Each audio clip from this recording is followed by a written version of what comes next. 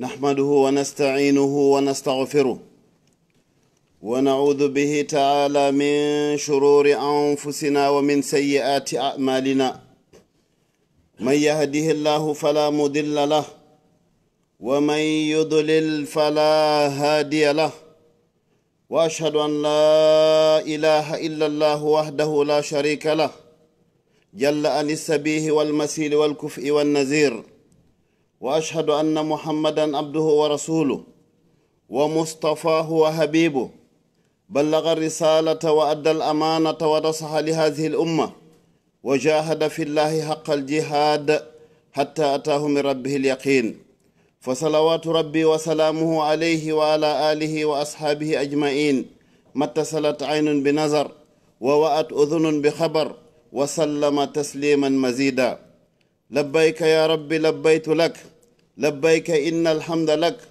والملك لا شريك لك، لبيك إن الحمد لك. يا ربي ما عاد لك مليك كل من ملك، لبيك قد لبيت لك. يا مخطئا ما أغفلك، عجر وبادر عملك واختم بخير عملك، لبيك إن الحمد لك والملك لا شريك لك. أيها الإخوة المؤمنون، فكلامنا في هذا اليوم يدور حول عرفات وما لها من إزات ومؤتبرات. أيها الإخوة المؤمنون، إن يوم عرفة وافق يوم الجمعة، فالله سبحانه وتعالى قد أقسم بها العزيز الغفار بقوله وشاهد ومشهود. قال ابن عباس رضي الله عنه: الشاهد هو يوم الجمعة والمشهود هو يوم عرفة، وكلاهما لنا عيد والحمد لله. musidɓe julɓe tedduɓe ɓaawi yettude allah subhanahu wa taala, juulen e nelaaɗo muhammad sallllahu alayhi wa sallam, hiɗen toro joomirawo subhanahu wa taala bidayatan ko woni e ñallal ngal e moƴƴere yo allah hawrindin en e muɗum. ko waɗi noon e yiyay joni ngal ñallal hande ɗo ko ñallal wongal très spécial, kono noon mo anda ma mo heɗaki ma ɗaɓɓitali wawata andude, kono ko ñallal taway ngal sifa muɗum ɗuuɗa hawrodirde e nder hitande nde hino waɗa, kono ko nde neeɓi ha si waɗa. donc haray ko hunde woni ɗum musidɓe julɓe tedduɓe, hande hiɗon andi ko juma, e hoore ko woni juma kon, hande kadi ko arafa. haray e yiyay ko piiji honɗi woni ko tummodiri e ngarɗo ñallal. haray ngal ɗo ñallal ka mawnugol maggal jomirawo subhanahu wa taala o wondiringal ka suratul buruj, o wi wa shahidin wa mashhud.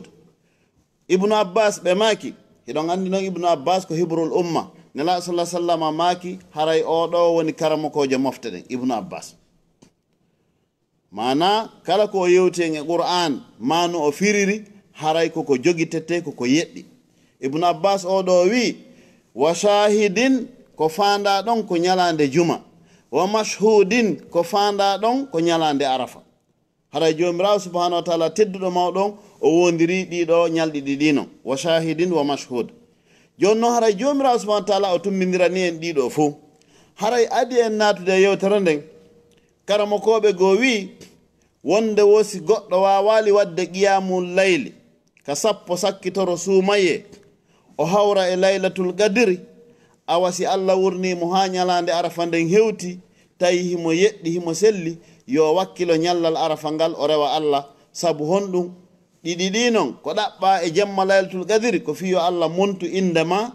ka yahaynoɓe yiite, o winde ka yahayɓe aljanna, ko ɗo wiyete al itq, rinɗinede. haray noon ala ñallal ka yimɓeɓe rinɗinte, itte nataynoɓe yiite ɓe watte aljanna hewti hande nde ñalande hande ɗo, ko nde ɗo wiyete wa shahidin wa mashhud.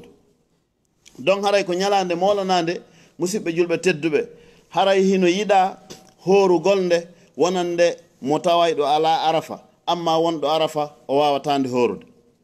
donc e yiyay ɗum ɗon joni awa haray koyen heɓu ko wiyete kon sentiment ka ɓerɗe meɗen wondugol e yimɓe arafa ɓe, wondugol e yimɓe arafa ɓe, wata yejjitu piiji dan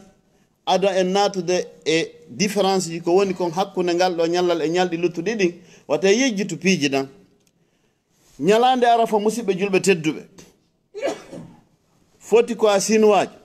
foti ko a africain, foti ko a polonais, foti ko a turki foti kala ko wawɗa wonde e leñol fof fottay arafa nokku ngotu hay goto wattaki si hina wudere e wanare wonande worɓe ɓen tawa hay lincu nder nde a wattaki wudere ma nden e wanare nden pauvre aray naam miskino on naam patron on naam président on aray ɓeɗo fof ɓe moɓodira e arafa en même temps nokku ngotu hara nangue no wuli à 40 degré ɓeɗo fof hara ko honɗum addi ɓeɗo ko tañƴinagol yaafede bakkat ɗum ko gañallal hande ko ɗum waɗi sinalaɗo sallllahu alayhi wa sallam ɓe maaki alhajju arafa ihwata al iman fa inna yawma arafa fa'lamu anna hadha al yawm lahu fadlun wa mazaya huwa yawmun azim yajtami'u fihi jami'u al ajnas min siniya wa turkiya wa ifriqiya wa jami' al buldan yajtami'una fi makanin wahid malabisa wahida ثيابا ثوبا ورداء لماذا يطمعون محو الخطايا وتكفير السيئات من العزيز الغفار هذا هو فإذا أيها الإخوة المؤمنون فاعلموا قدر هذا اليوم وخاصة هذا اليوم وافق يوم الجمعة أوان يلاند دو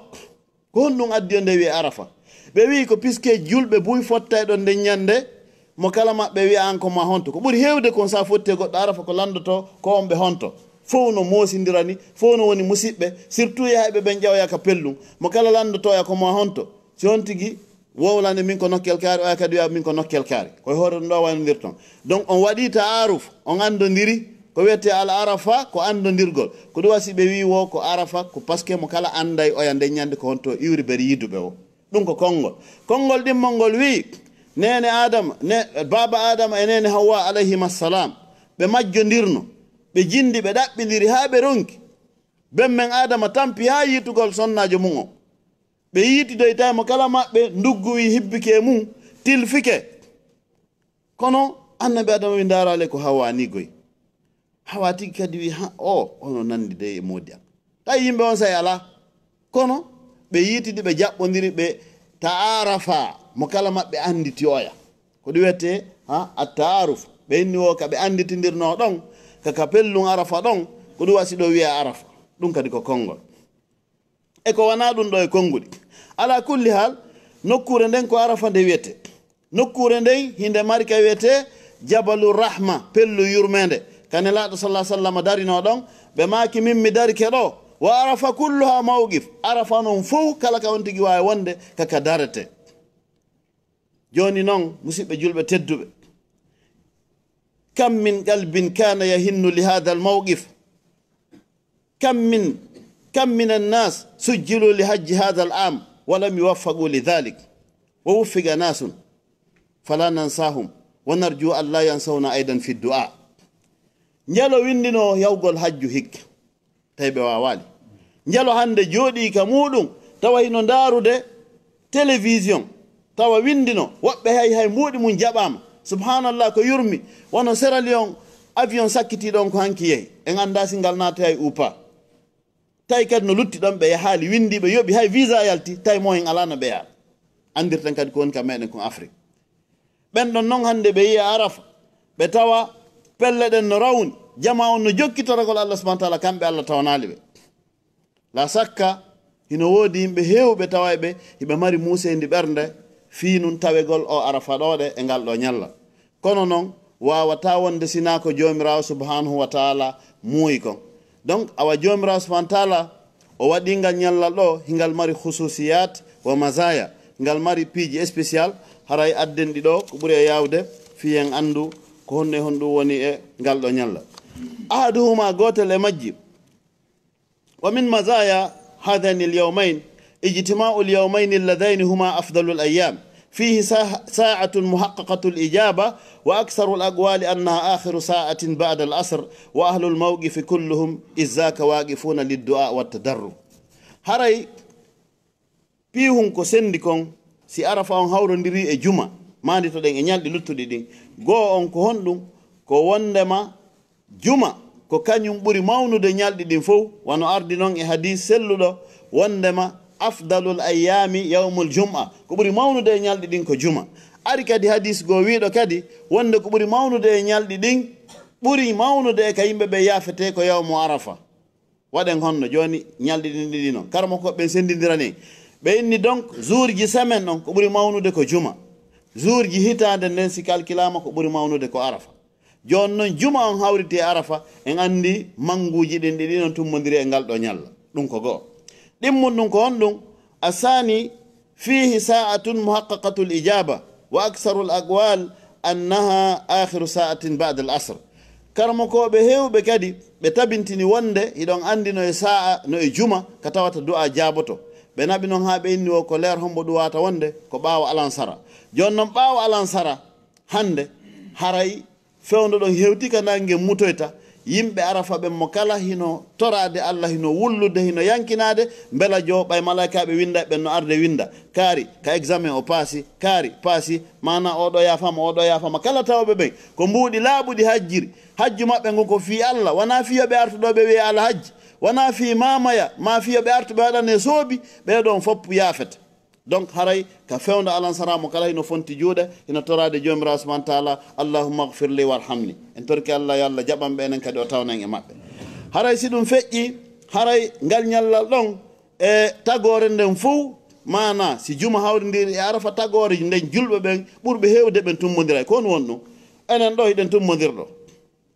ka jullude dowga no tummodira, afrique no tummodira, asie no tummodira, amérique no tummodira, arafa kadi no tummodira. julɓe ɓen fof hande ñallal ngal ɓurɓe hewde ɓen taw ɓe juulay ɓe yiiday. ɗum no jeeya e piiji particularité wonɗi hakkude si tawi arafa on hawrodiri e juma. no jeeya e mum honɗum wondema juma on ko ñalande iidi, arafa on kadi ko ñalande iidi wonande wonɓe arafa par ce que kamɓe ɓe ñaamay amma enen ga ko hen hooru ɗaɓɓira ɗe. haray no jeeya e mum honɗum ngal ñallal hande nane moƴƴa musidɓe julɓe tedduɓe koye ngal ɗo Allah subahana taala timmini diina kan ñalande arafa hawrodiri kadi tawi ko juma nelaɗo sallallah alih w sallam ɓe hajji nden ñande ko nden ñande wiyete hajjatul wada hajju sakkitiɗo on ko nden ñande Allah jippini aya alyawma akmaltu lakum dinakum wa atmamtu alaykum ni'mati wa raditu lakum l'islama dina. hande mi timmini dina kan mi suɓanike on l'islam oɗo dina mi waɗi nema molanaɗo e hoore mon. hiɗen andi pellet nema mawɗo ɓuuri islam ala. donc ɗum haray ko e nde ñalande hande wanno ñalande tawande arafa on hino hawriti e juma. ko ɓuuri hawnagol gorko goto yahudiyankejo arino ka umar ibnul khattab radiallahu anhu o ari o wi ya amiral muminin ayatun fi kitabikum nazalat law alayna ma'asara al-yahudi nazalat hadhihi al-aya lattakhazna dhalika al-yawma 'ida. qala umar ay aya qala al-yawma akmaltu lakum dinakum qala umar arafna dhalika al-yawm wal makan alladhi nazalat fihi bin nabi sallallahu alayhi wasallam bi arafa wa kunna ma'ahu. oɗo al-yahudiyankejo ari o wi ya umar aya no jippi ka qur'ana mon siko e amen menen al-yahuda on jippino mi waɗayno fête fi mawningol nden ñande célébré ko molana waɗe seydna Umar maki aya hombo o wi ayi o aya ka Allah wi ɗon alyawma akmaltu lakum dinakum hande mi timmini dina kan mi suɓanike on islam dina. o aya ɗo ko duwaɗo waɗanede cérémonie. seydna Umar maki naam mi andi aya on ñande o jippimiɗo tawa min e nelaɗo sallah sallam meɗen arafa meɗen dari nelaɗo no hutubude ko nden ñande tawri kadi tawi ko juma. walhamdulillah ɗum ɗo fof ko iidi no wirɗen ni juma on ko iidi arafa on ko iidi. donc haray ɗum ɗo fof ko honɗum hollirta ko mawnugol ngal ñallal ɗo fiyen andu wondema haray ko ñallal molanagal musidɓe julɓe tedduɓe haray en néglisali ngal ɓeyden wakkilade haray e hino tabiti e defte wonde wodino woɓɓe tawɓe si ñalande arafa hewti ɓe hirsay geloɗi temedere saabu mawningol ñallal ngal. sadakaji harana ko ɓe hirsata kon kadi ka layyaji fi hon enen nowata en jooɗo ɗo har hay hunde sanza e men en marana ñallal ngal sentiment heɓu hayso ko goɗɗum okkitira goɗɗo anniyoɗa ko saabu min kadi teddingol arafa on. juulu darde ɗiɗi anniyoɗa ko saabu teddingol arafa on. hooru saabu teddingol arafa on. yaafo goɗɗo ko bonnuma saabu teddingol arafa on. haray heɓanen ngal ñallal ɗo sentiment. aqulu qawli hadha wa astaghfirullah al azima li wa lakum wa li sa'iril muslimin.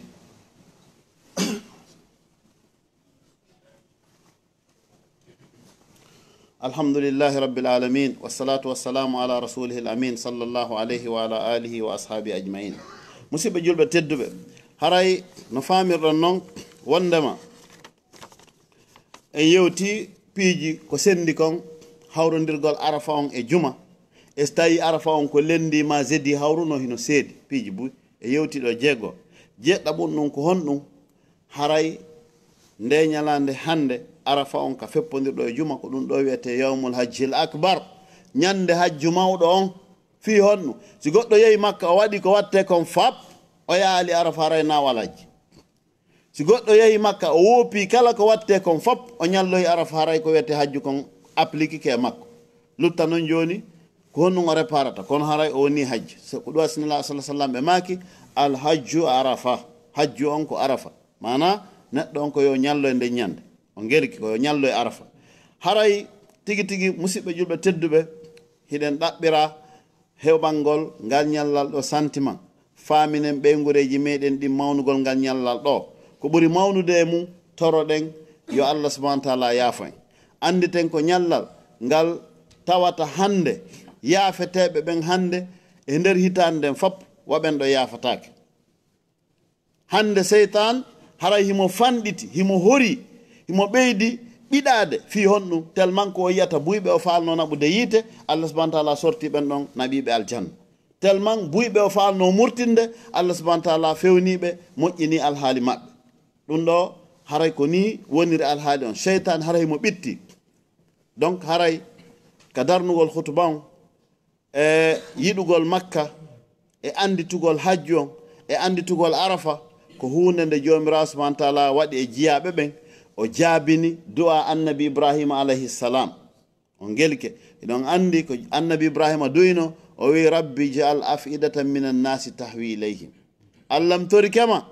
waɗu ɓerɗe yimɓe ɓen harano yiɗi makka. musidɓe julɓe tedduɓe ko on boni yiɗa yawgol makka on ala ko neɗɗo ko boni o julɗo sa wimo fi yaadu makka haray mo welti mo wakkili. ko mbuuɗi itteteɗi yahe makka ɗin par personne ko honto anduɗon e tourisme aduna on fab ka goɗɗo ittata waɗinɗon yaha fi yahande wotere ala. donc honɗum ɗo kono le jama no wakkili no yiɗi. wano hikka ɗo ɓaɓe waɗi ka site ji internet ɓe wi ko internet on yarete. wallahi no woodi musidɓe men yaruɓe 12 000 no woodi yaruɓe 15 000 kono tawa hiɓe yiɗi hiɓe wakkili. fi honɗum ko duwa annabi ibrahima on jaabi alayhi salatu wassalam. no jeeya e ko filla wondema ñande go avion wal jippino jemma jidda ko tumbo jemma sulusul laylil akhir. nde ngal jippi ko adi jippade toon ko yummirawo ɓe inni yo fof habbo yummirawo on tippo no tipporno ka escalier ji ɗon ka avion on o sujji ɗon kisan ka o sujji ɗon o neɓini sujjugol o neɓi ɗon ha fayda fof jippi. on tuma sécurité on ari ɓe ɓantimo ɓe tawi o feƴƴini. ɓaɓe landama fi makko ko honɗum ɓe tefiɓe ɓe ardi ɓen ko fi honɗum ɓe inni oɗo yummirawo heeɓi duuɓi 30 himo udditi potiru himo wadda ɗon mbuuɗi seeɗa ha wawi timmingol fi o yahugol makka ɗo 30 ans. jirawo miskino hoɗɗo e fulawa. calculé tu musidɓe julɓe tedduɓe o hajjuɗo hande si wiyama yeeyowo pilatowal lemuno e moɓidir ha heɓa 60 millions ko hajjira. oɗo yummirawo ko aasi nder duuɓi 30 himo wadde mbuuɗi e potiji mara o udditoyi o timmini o yehi ka o hewti tellement ko o welti kon angoisse on ka o sujji ɗon tension makko on ko ɗon monti o feƴƴi. ta allah subahana taala windimo ko hajjuɓe. kono ko honɗum ɗo falɗe yiwgol ko wondema makka ko nokkure teddunde nde yimɓe ɓen yiɗi yo allah subahana taala newnan e yiltitagol tongol tawa yaaduji ɗin ɗi newoto no ɓuuri e moƴƴirde. aw haray ko en watta yila e anditen fi ñallal ngal no mi wiri ni ko ñalande arafa. haray inchallah ko ɗo wonɗen e darade kono adi en darnude hutuba on haray mi andintina